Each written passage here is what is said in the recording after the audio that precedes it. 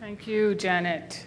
This is a very important day in the history of the Federation of St. Kitts and Nevis. And let me be among the first to congratulate the government and the whole technical team for arriving at this point.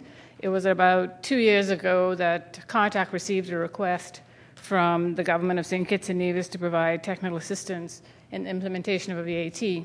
As has been mentioned by many speakers already this afternoon, the purpose of the VAT in St. Kitts is not just to modernize the tax system, but also to bring St. Kitts more in line with other countries in the region, among CARICOM members. It goes a long way in meeting the requirements of the CSME.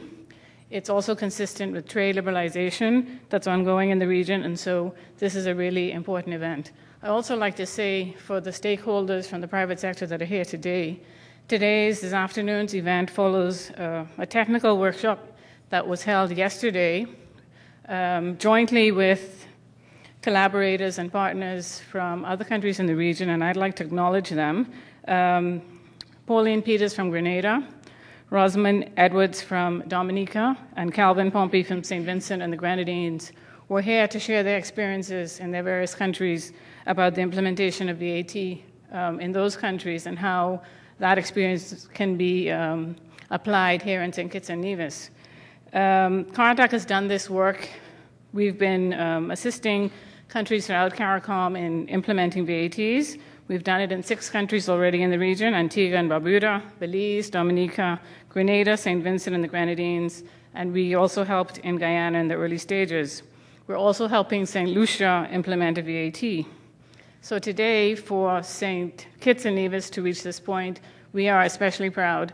I would like to recognize also the head of CARTAC's team who's been helping Edward Gift and his team, Denise Edwards-Dow, who's a national of Dominica. Denise has been working with CARTAC for the last 2 years, and she's been extremely helpful and instrumental in getting the technicians in St. Kitts to this point today.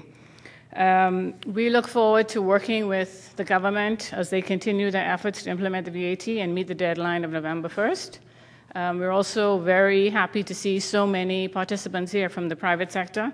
As was mentioned by the Prime Minister and Ms. Harris, this effort cannot at all be accomplished without the complete and full participation of the private sector. So we are extremely proud today. There's a lot of excitement in the air. I think this is very important for this country, and we look forward to helping St. Kitts meet its goals over the next few months. Thank you very much.